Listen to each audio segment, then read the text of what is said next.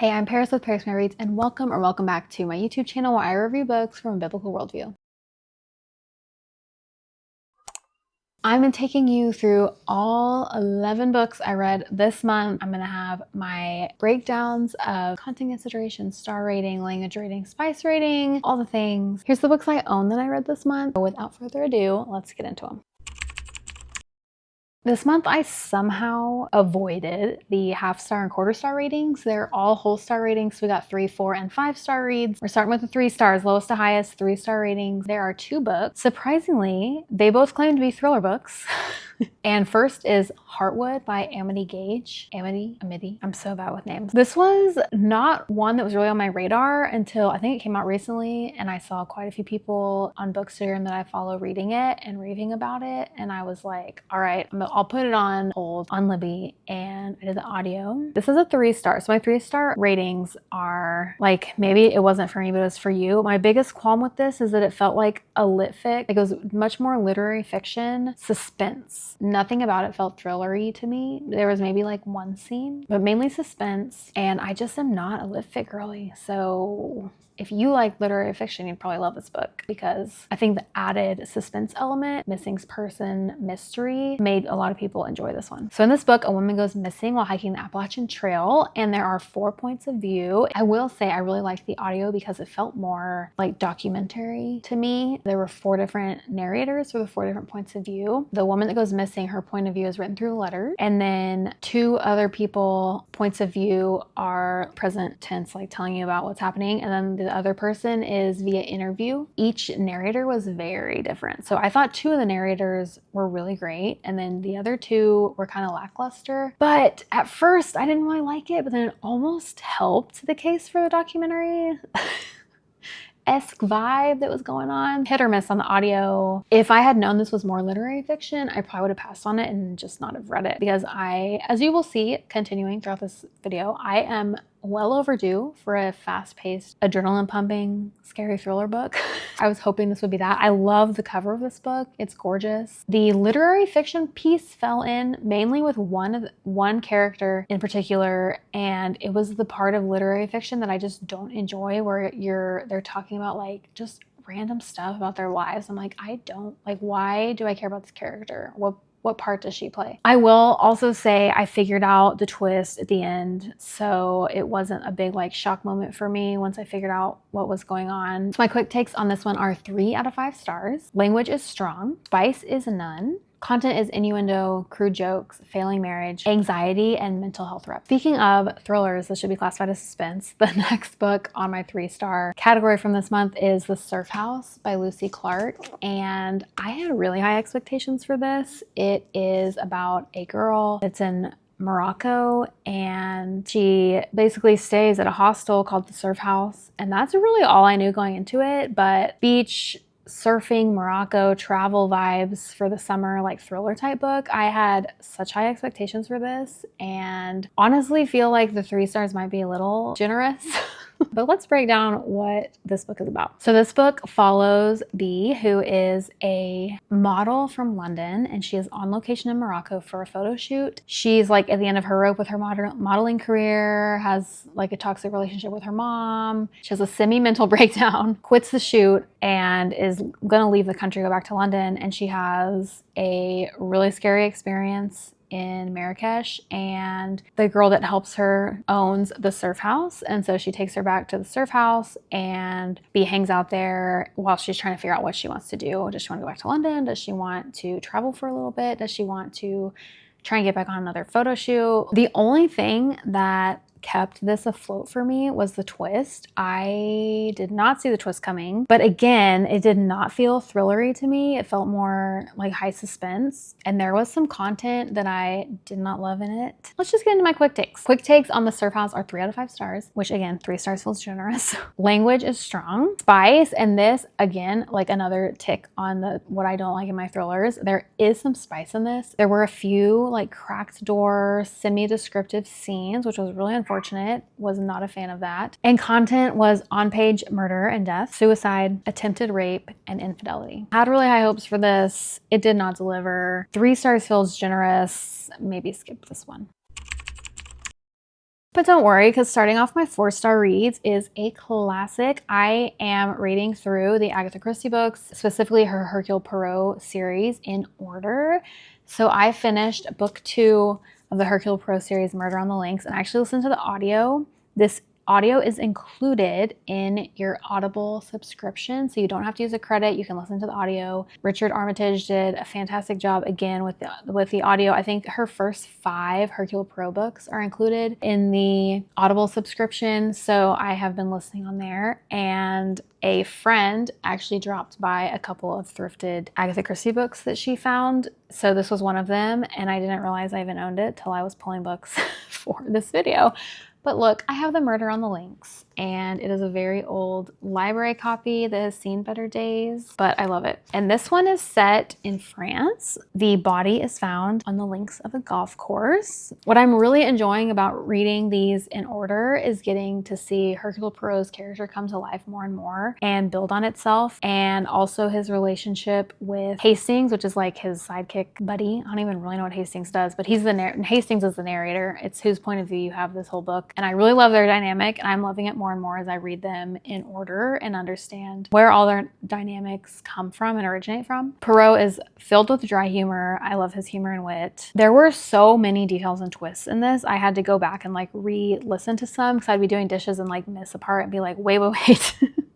What just happened? I'm not following this. And there was a lot of French names in this one, which kind of was hard to follow at times just because I don't know French. You would think with my name being Paris, I would have some inkling of all of that, but no, I do not. Otherwise, it's just a really solid 4-star. Love Agatha Christie, will always recommend her books. My quick takes on this are 4 out of 5 stars. Language is infrequent, mild. It does take God's name in vain. Spice is none or brief kissing, and content is murder. If you've read Agatha Christie, let me know your favorite in the comments, because I'm always looking to add like the top fave of people's to my reading list. Mine personally so far is And Then There Were None. I really like Murder on the Orient Express, and Crooked House was also really good. Next in my 4-star category is a YA fantasy book, and this is Quarter Labyrinth by Victoria McCombs. This is the first book of a duology it just released. She has some really great YA books in the fantasy genre. They are no spice and normally no language. This one had like a couple mild language references. And this is the ARC copy, so I'm not sure if she like took those out or not, because the other books I've read by her are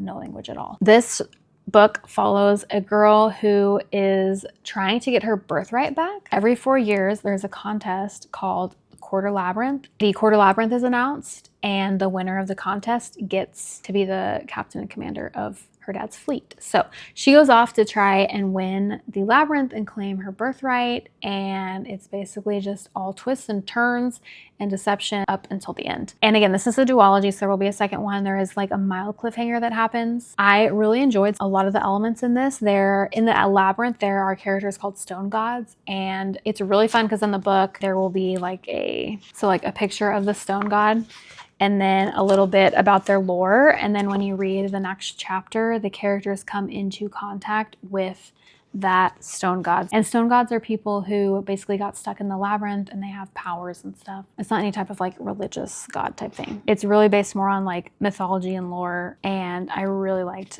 that aspect of the book and meeting all the different stone gods and the lore behind the labyrinth. Would definitely recommend this for older teens, like high school aged. Again, has a couple references of mild, like 2 or 3 mild language in there. But otherwise, I really enjoyed this book. So my quick takes on this are 4 out of 5 stars. Language, like I said, a few instances of mild language. Spice is none or kisses only. And content is on-page death, violence, and killing. I was very romance heavy this month, which is not normal. And I recently posted a 7 books to read for Christmas in July. I mentioned how I got burned out on the romance genre last Christmas because I just consumed an absurd amount of Christmas romance books. So I guess I'm finally getting back into my romance groove this month because I have 4, I think, romance books that I read. So this book is Meeting Me, Loving You by Abigail Nadine. I know Abigail in real life. This is her debut book and she is indie published. I'm so proud of her. This has been such a fun thing to watch her walk through getting this book published. And it is a super sweet full calendar year romance. So perfect for any time of the year to read. And it is a childhood best friends, brother's best friends, childhood acquaintances type thing.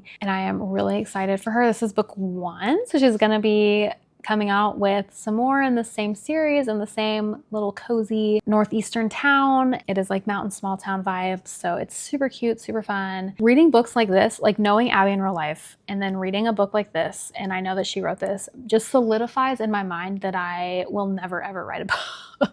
I just don't have like the attention to detail that she puts into this book. I just don't think I would ever have the ability to do that. Will not be writing a book, but my friend Abby did.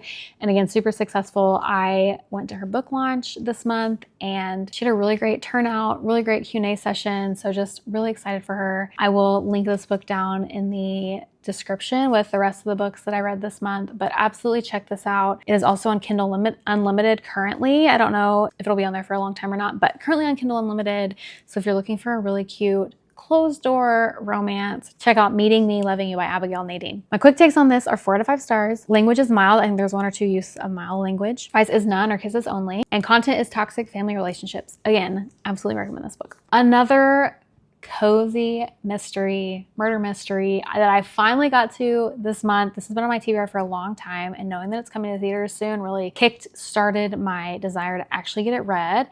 And that is The Thursday Murder Club. And I actually thrifted this book a while back and just still didn't get to it. So I finally put the audio on hold on Libby. Oh, my toxic trait. And so I finally listened to it. I actually did try to read this. I got a couple chapters in reading it, like just to bed before I went to sleep, because sometimes if I'm listening to audiobooks or watching TV at night, I still, when I get in bed, read 1 or 2 chapters on my Kindle or a physical book just to like calm my brain down a little bit, especially the audiobooks. I cannot listen to an audiobook and go straight to bed. My mind won't turn off if I do that. I was using this for that for a couple nights and then just couldn't figure out like the pace of the writing and stuff. But the narrator in the audiobook was really fun. This whole book follows some older characters. They live in like a 50+ community. They're all really endearing and pull the wool over your eyes a little bit, but I really enjoyed it. I'm really excited to see it come to the big screen and be a movie. And I do plan to continue reading this series. Probably will continue with the audio, but it was so cute. I'm going to give this one to my mom to read. The chapters are super short.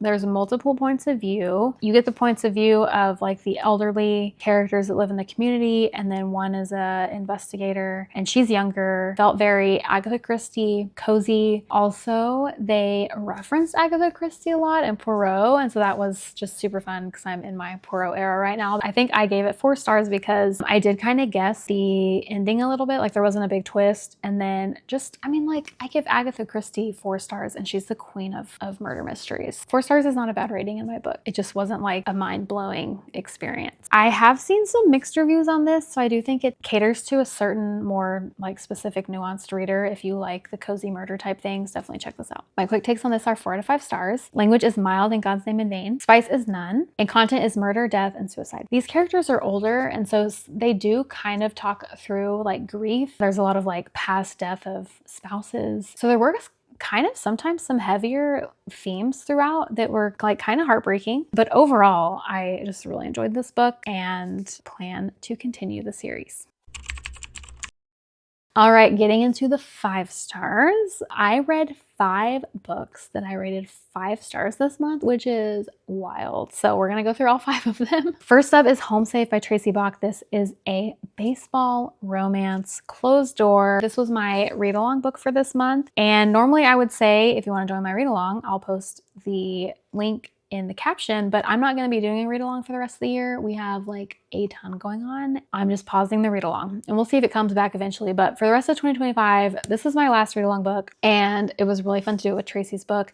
She is a friend and local author, and I actually designed this book cover. She asked me / kind of forced me to do this book cover. She didn't force me. She had more confidence in me than I had in me. So it was really sweet that she kept insisting that I do it. So that was fun. It turned out really cute. So it's been really fun to watch her journey on this and to have a book with my art on it. This is much more than a baseball romance. The male main character is a professional baseball player, but the female main character is single and she ends up adopting a boy from her school after fostering him. And so she becomes a single mom and she's navigating that. Also, the side characters in this book are a vibe. Usually side characters in books, I'm like, all right, yeah, that's the friend, or like, yeah, that's the brother. But this book, her side characters came to life. The male main character's sister was actually my favorite character in the whole book. A dual point of view book that also lets the side characters shine is a little bit few and far between, so I really enjoyed that about this book specifically of Tracy's. And again, if you are not a baseball fan, I also am not a baseball fan, and neither is the female main character. So this book is really opposites attract. It's really sweet to see the two main characters figure out how to love each other even when they don't like each other's hobbies. Definitely pick this up if you're looking for a closed door sports romance book. My quick takes on Home Safe are 5 out of 5 stars. Language is none. Spices, kisses only. And content is childhood trauma, foster care and adoption, single parent, toxic family relationships, and therapy. The third romance book that I'm rating this month is Rookie Season by Katie Bailey and Leah Brunner. And this is an arc that I received. I binged it in basically 2 afternoons. I have read one book by Katie Bailey and then a handful by Leah Brunner. They're a little bit more edgy, so they are not as like squeaky clean as a lot of the closed door romance. They have grit and a little bit of heat. Having them together in a book was literal perfection.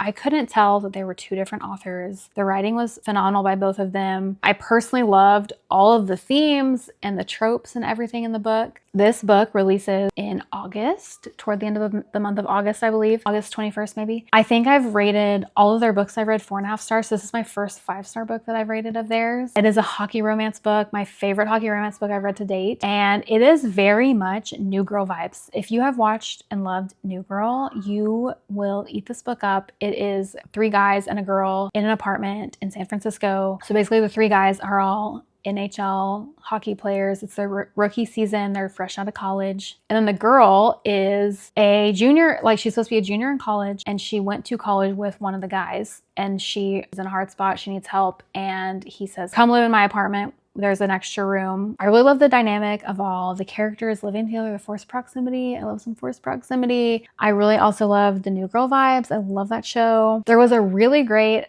like with the roommates, a really great found family dynamic. The other part I really loved about this is that I've read the previous books that these 2 characters are from. So Noah's sister is the female main character in one of Leah's books. And then the female main character, Allegra, her mom is one of the female main characters in one of Katie Bailey's books. Knowing the past of these characters, the stuff that they've gone through, and then getting them now grown up, it added so much character depth. And it didn't feel like the normal romance where they're all standalones and it's like one focuses on someone, the next book focuses on the friend or the brother, the next book focuses on, whatever. It really felt like it was building on the previous books that they've written. And so I really appreciated that, and it added so much depth for me. My quick takes on this are 5 out of 5 stars. Language is frequent, mild, and moderate. This did have more language, I feel like, than specifically Leah's previous books that I've read. Probably on par with Katie Bailey's. I think she has a little bit more language in hers. Spices, heated kissing. Content is past attempt at sexual assault, past death of parents, and innuendo. Again, like I said, this is a really gritty closed door romance book. So if you're a sensitive reader, probably would not recommend this for you. But if you have a higher threshold of like the innuendo type things, this is a adult book. The characters are adults, and so would not recommend this for a YA audience or even like teen readers. There is also the other 2 roommates are like party boys, sleep around type thing too. So there's that themes going on in the background as well. It's very much like pro NHL. We have a lot of money, hockey player vibes. So everything that comes with that. But I loved all of it. So 5 stars, love it, recommend it. You don't have to read their previous books to read this one, but it adds so much depth. But again, you don't have to read those books to read and love Rookie Season. Another romance arc. Who am I? So much romance this month. And that is A Tartan Love by Nicole Van. I love Nicole Van's writing. I have read her series, The Pin Leads of Thistle Mirror. It is like 4.5 books, technically 5. The 5th book is kind of like a short novella length book, but I love that series. This book is the first in a new series that she is writing, and it is same vibes like Scotland, Regency romance. And I don't want to tell you anything else about the tropes because there is a super fun mini reveal in like the 2nd or 3rd chapter. And I had no clue, like just don't read, because I'm pretty sure she has it in the blurb about the book. Don't read the blurb. Don't read anything. Just start reading the book. You will not regret it. I audibly gasped because I was like, what? And I had to go back and like reread a couple lines. So that was fun. Would highly recommend going into this completely blind, but basically it's a spin on Romeo and Juliet. It's like forbidden love. I think I've given all of Nicole Van's books 5 stars, and I don't physically own any of her books, which is really sad. I really want to buy this one so I can start like getting physical copies of her books. And this is the first book in a series, so it's a great jumping off point for her books. You won't feel like you're catching up or anything. You can just pick this one up and get going. I believe her books are on Kindle Unlimited. I'll link a free trial of Kindle Unlimited in the captions. You can check that out. The tension and yearning in this book were like off the charts. My quick takes on this one are 5 out of 5 stars. Language is mild, spice is closed door, and content is toxic family relationships. Who's ready for some fantasy?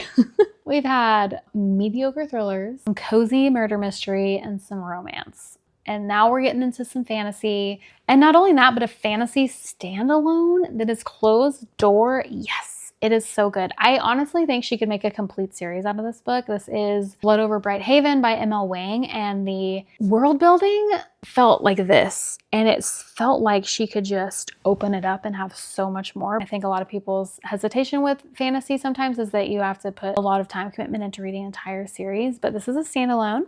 And I really loved it. I listened to the audio. I got the audio off of Libby. I was crying tears during the first chapter, and I had no leg in the game. I mean, I just started the book. I'm like 10 minutes in. Her chapters are really long, so I did appreciate the audio. I thought the audio narrator did really good. I was sobbing in the first chapter. I had no clue anything about the world building. It just was really devastating. And then I had no clue about the twist that comes. When that happens, I was crying again. Yeah, so just a lot of emotional turmoil. You know, we have a love-hate relationship with the turmoil in books. So this book really reminded me of A Study in Drowning, which I did not really like. And it is very sciencey, which made me think of The Invisible College. The magic in it was very science coded, like you're writing out formulas, kind of like math based too. So that was a really interesting take on the magic system. Also felt way higher stakes than The Invisible College or A Study in Drowning. Yeah, the stakes were real high. Victorian, dark, academia, industrial revolution type vibes. Really loved all of it. There were some themes throughout that leaned more toward spiritual, religious commentary. And at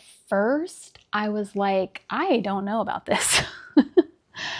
It actually got to the point, I don't remember at what point, but it flipped and I realized it was more of a commentary on like cult type behavior and like brainwashing and just turning a blind eye and accepting. And so then I was okay with that commentary.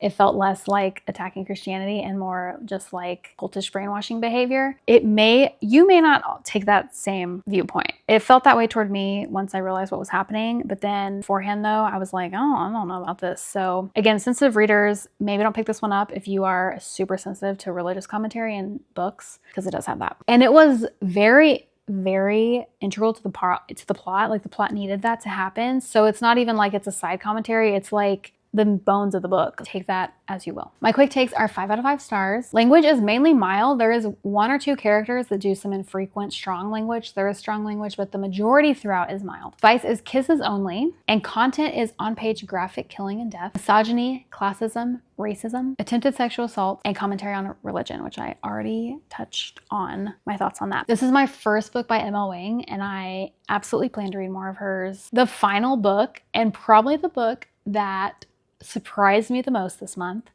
is a sci-fi, and that is Project Hail Mary by Andy Weir. So they announced a movie with Ryan Gosling about this book based on Project Hail Mary, and so then everyone started listening to it, and I was like, fine, I'll listen to it.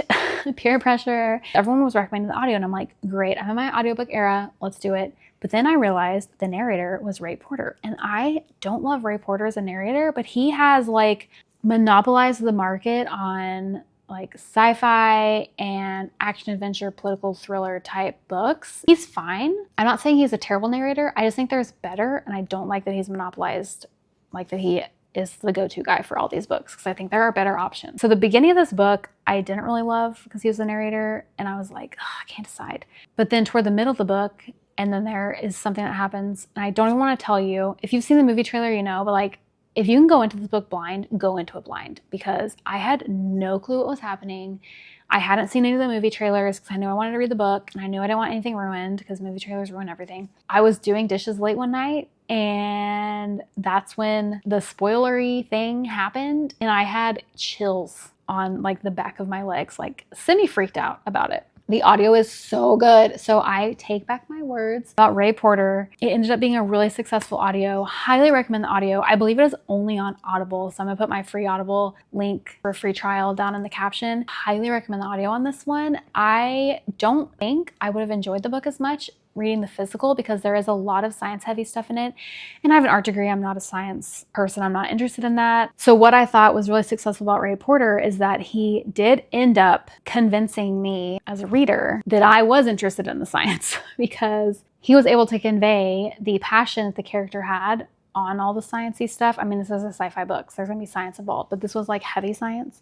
I actually found myself really interested in what science experiments were going on and like all the different things he was talking about, and the amount of, I don't know Andy Weir's background, but like, man, and I assume everything he was talking about in the science is correct. Again, art degree, so I have no clue. The amount of time and knowledge and study and research it took to write some of those scenes, I'm like, wow.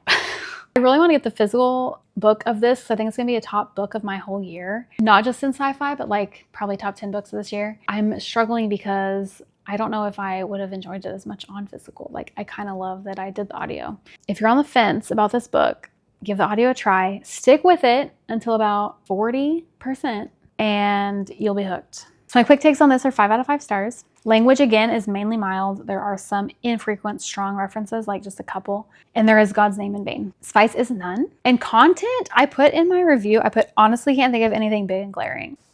They talk about death. I mean, like there's just, there wasn't a ton of heavy topics in it, but I just really loved all of it. So highly recommend and highly recommend the audio. Those were all the books I read this month. Let me know in the comments if you've read any of these, which books you recommend, what books you want me to read next. I need some input, especially now that my read-along's going away. I feel like I'm gonna have a lot of extra time to read, even though I'm not, but my read-along took up so much mental space in my mind because it was a book I knew I had to read every month, and I'm a mood reader, so I don't like having a book I know I have to read, but would love some recommendations. If you've been here for a while and you've watched a few of my videos, you know that I'm kind of all over the place in genre, but if there's a book that you think I would absolutely love, let me know in the comments. I would love your feedback on that. If you're not already, make sure you've clicked my face right here to subscribe to my channel and go check out this video right here. Until next time, I hope all of your reads are 5 stars.